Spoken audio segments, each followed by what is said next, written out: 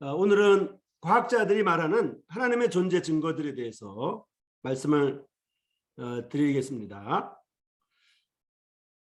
하나님의 존재에 대해서 이제 여러 가지로 접근할 수가 있는데요. 특별히 이제 천문학자들이 증거하는 하나님의 존재에 대해서, 또 이제 학문적으로 접근하는 하나님의 존재에 대해서, 또 무엇보다도 이제 가장 최종적인 것은 성경 자체가 증거하는 하나님의 존재가 가장 중요하죠. 그렇지만은 우리에게 이 시간에는 과학자들이 말하는 하나님의 존재 증거들에 대해서 말씀드리려고 합니다. 첫 번째는 이제 확고한 수학 법칙에 의해서 우주가 위대한 공학적 지능에 의해 고안되고 이루어졌음을 증명할 수 있다, 이렇게 나와 있는데요. 여기 우주라는 게 나와 있어요.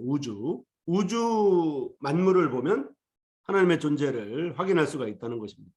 이제 제가 학교에서 우주의 신비라는 과목을 이제 매학 1년에 한 학기씩 이렇게 가르치고 있는데요. 우주에 대해서 우주가 얼마나 광활한지, 얼마나 넓은지, 또 우주의 크기에 비해서 이 지구라고 하는 행성이 얼마나 작은지, 지구가 속해 있는 태양계조차도 얼마나 점과 같은 이런 존재이고, 또 지구가 속해 있는 태양계, 그 태양계가 속한 우리 은하계도 전체 우주에서는 아주 자그마한 이런 구석계에 있는 이런 은하고, 은하 중에서도 그렇게 큰 은하가 아니거든요, 우리 은하가. 근데 그 우리가 속해 있는 은하조차도 1000억 개의 별이 있어요. 그런데 1000억 개의 별들 중에 한 개가 바로 태양이고, 태양이라는 별 한 개 속에 이제 여러 가지 행성들이 8개나 있고, 또 위성들은 이제 몇백 개가 있어요. 그리고 많은 이제 소행성과 천체들이 있잖아요. 그죠? 그래서 우주에 속해 있는, 우주의 하나인 지구라고 하는 이 사실만 우리가 공부해 봐도 이것이 수학 법칙에 의해서 정교하게 이루어져 있고 정교하게 굴러가는 아주 공학적인 어떤 지능에 의해서 고안되었다고 생각할 수밖에 없는 그러한 우주의 신비로움에 의해서라도 하나님의 존재가 증명된다는 것입니다. 두 번째는 목적을 성취하려는 생명의 풍부한 지략은 편만한 지성의 증거다, 뭐 이렇게 좀 어렵게 설명해 놨는데요. 생명의 신비입니다. 생명의 신비. 첫 번째는 우주의 신비고, 두 번째는 생명의 신비를 통해서 보면 하나님이 존재한다고 하는 것을 우리가 인정할 수밖에 없는 것입니다. 생명의 존재라고 하는 것은 이제 이 생명에 속해 있는 어떤 세포들, 한 개 한 개의 세포들이 모여가지고, 우리 몸은 10조 개의 세포라고 되어 있거든요. 이 생명의 신비도 이제 매년 한 학기씩 이렇게 가르치고 있는데, 생명을 구성하고 있는 세포, 그 세포들이 모여가지고 조직을 이루고, 조직이 모여서 이제 기관을 이루고, 기관이 모여서 이제 몸을, 이제 기관계가 되고, 기관계가 모여서 이제 몸을 이루는데, 이 생명을 이루는 이런 세포들이 한 개 한 개가 너무나 정교하고 각각의 생명체가 유일하게 지구 행성만 있다고 하는 이 놀라운 신비로운 사실.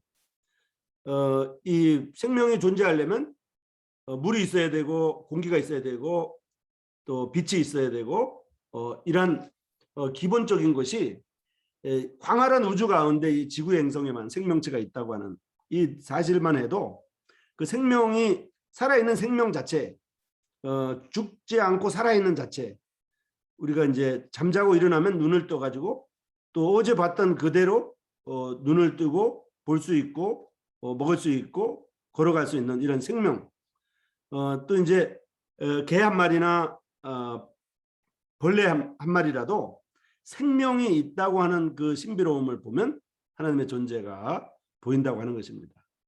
그 다음에 세 번째로는 동물의 지혜는 지혜 없이 살 수 없는 작은 생물이기 때문에 본능을 부어넣어서 주신 선한 창조주의 존재를 증거하고 있습니다. 그래서 동물도 첫 번째는 우주의 만물, 두 번째는 생명의 신비, 그 다음에 세 번째는 동물인데요.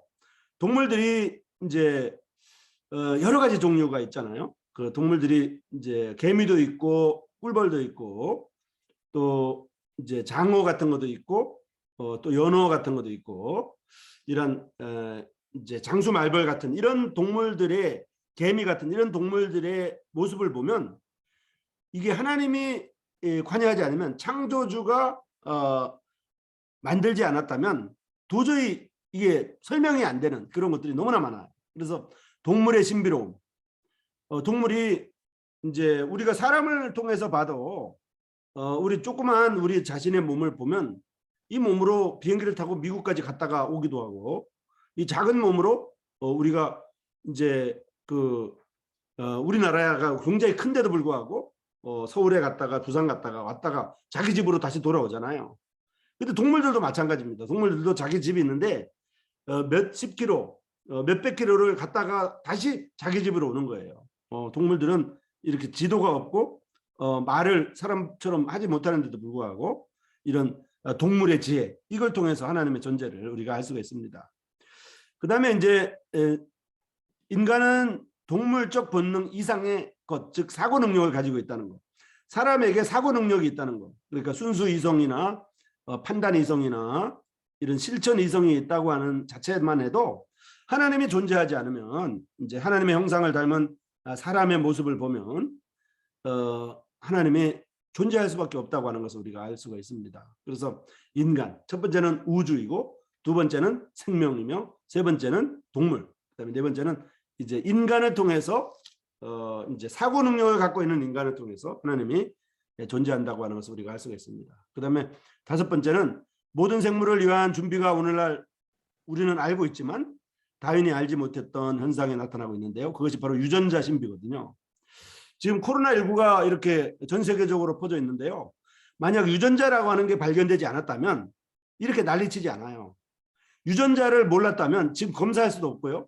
유전자가 없었다면 아마 우리나라는 우리나라도 미국은 미국대로 죽어가는 사람들 무리 속에 누가 잘못해가지고 죽었기 때문에 저 사람 죽여야 된다고 막 이렇게 그 질병의 원인을 파악하려고 난리치고 그래서 누군가가 이렇게 좀 지저분하고 누군가 좀 이렇게 뭔가 원인을 제공한 만한 사람이 있으면 그 사람을 이렇게 재판을 해가지고 죽이고 이렇게 할 겁니다. 그리고 그 외에는 전부 다 이렇게 대책이 원인을 모르기 때문에 대책을 세우는 게 없었고 마치 옛날에 이제 말이죠 요나 시대에 태풍이 불었을 때 누군가 잘못했기 때문에 태풍이 불었다. 그래서 요나가 자기가 잘못해서 태풍이 온 것 같으니까 자기를 죽여라. 그래서 요나를 바닷속에 수장시켰잖아요.